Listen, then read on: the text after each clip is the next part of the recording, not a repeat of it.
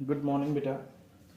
हमने last lecture में vertebrata शुरू किया था जिसमें हमने फिशेस के बारे में पढ़ा था, मीन्स फिशेस के बारे में। और इसको हम आगे 3 पार्ट्स में डिवाइड करते हैं, 3 क्लासेस में। इनमें फर्स्ट क्लास है बेटा प्लेकोडर्मी। मैंने लास्ट लेक्चर में आपको 2 बताई थी, but there are 3 classes. First is placodermi. They are actually fossil fish, extinct fishes, तो इसलिए इसको पढ़ते नहीं है, बुक में कुछ में इसका टॉपिक एक्सप्लेन नहीं है। They are extinct fishes, so they are called as fossil fish. Fossil fish बेटा, ये बेटा first fresh water true fishes थी। They were first fresh water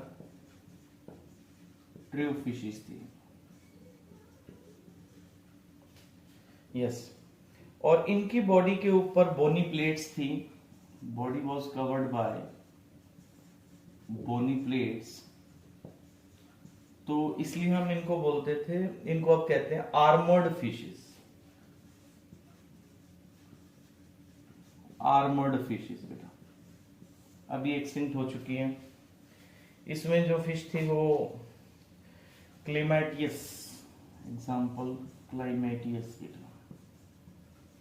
तो ये ऑब्जेक्टिव के लिए इंपॉर्टेंट है, इसलिए इसका एक एग्जाम्पल लर्न कीजिएगा। और इनका common name armoured fishes and they are extinct fishes.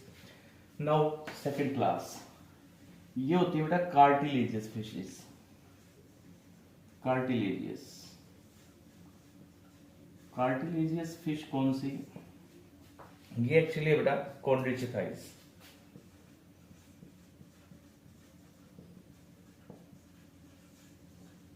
In fishes की पहचान, सबसे बड़ी पहचान यही है कि इनका मुंह जो है वो ऐसे वेंट्रल साइड में है, जैसे शार्क का नीचे की तरफ खुलता है, जैसे यहाँ पे ये माउथ वेंट्रल पोजीशन पे है।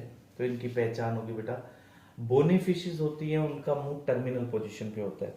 तो इनका स्केलेटन कार्टिलेजियस होता है और एक्सक्लूसिवली मैरीन है।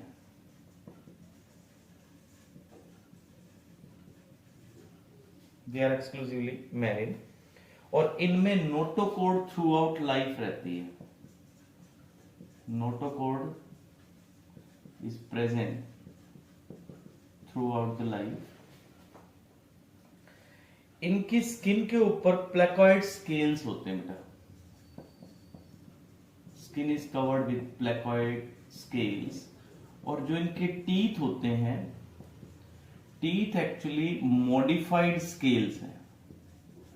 मतलब जिस स्केल से बॉडी कवर्ड है वही स्केल मॉडिफाई होकर के इनके टीथ बनाते हैं बच्चों, और बैकवर्ड साइड में रहते हैं। इनके पास 5 से 7 पेयर गिल्स के होते हैं, 5 to 7 pairs of gills. These gills are which open directly outside the body, or operculum is normally absent. जो गिल्स के ऊपर कवरिंग है ओपर्निकुलम, जो हमने लास्ट लेक्चर में डिस्कस किया था बेटा,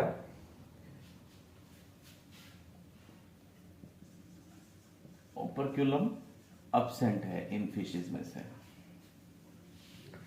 अब बेटा इनका माउथ मैंने आपको बता दिया वेंट्रल सरफेस पे है, और प्रीडेटर्स हैं ये। माउथ इनका वेंट्रल है और शिकारी मछलियां होती हैं ये। सो प्रीडेशियस, दे आर प्रीडेशियस फिशेस। फिर बेटा इनके पास एयर ब्लैडर अब्सेंट होता है। मतलब इससे क्या होगा, बॉडी में एयर ब्लैडर ना होने से अगर ये तैरना बंद कर दें तो ये पानी में नीचे चली जाएंगी। तो इनको कंटिन्यूअसली स्विमिंग करनी पड़ती है सरफेस के ऊपर रहने के लिए।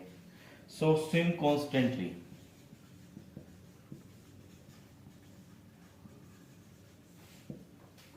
इसके बाद बच्चों इनके पास इनके इंटेस्टाइन में स्पाइरल वॉल्स होते हैं, उससे एब्जॉर्प्शन एरिया बढ़ जाता है। Spiral walls in intestine to increase the area of absorption. So next है बेटा, इनके पास एक अपर्चर है that is called as cloaca. अब क्लोका अपर्चर पहले नहीं आया कहीं, ये कॉमन अपर्चर होता है बेटा, जिससे फीसिस भी रिमूव होते हैं, एक्सक्रीटरी वेस्ट भी होता है और सेक्सुअल प्रोसेस भी होता है। तो क्लोका अपर्चर इनके पास मिलेगा, cloaca aperture, and genital ducts open into cloaca. अभी बताया जैसे मैंने, genital ducts open into it. तो सारे काम होते हैं इस क्लोका के थ्रू। इसके बाद बेटा इनके सरफेस के ऊपर, इनके हेड के ऊपर स्पेशल स्ट्रक्चर होते हैं, special structure on dorsal side of head. Head पर पीछे की तरफ कुछ स्पेशल स्ट्रक्चर्स हैं। These are called as that special structure is called as ampulla of Lorenzini. Important है बेटा, ampulla of Lorenzini. What is the purpose of this Lorenzini? It works as electroreceptor organ. This is actually electroreceptor organ. Ampulla of Lorenzini बेटा। इनका liver bilobed है और इनके mail के पास जो कपुलेटरी ऑर्गन है that is known as clasper. Male के पास क्लेस्पर होता है, कहां पे? पेल्विक फिन पे, पीछे जो फिन है उसके ऊपर क्लेस्पर होता है सेक्सुअल इंटरकोर्स के लिए। और इनमें इंटरनल फर्टिलाइजेशन होता है और इनमें से कई विविपेरस है। इंटरनल फर्टिलाइजेशन है बेटा, और देखो इंपॉर्टेंट बात, मोस्टली विविपेरस, बच्चों को जन्म देने वाली मछलियां हैं ये। अब इनमें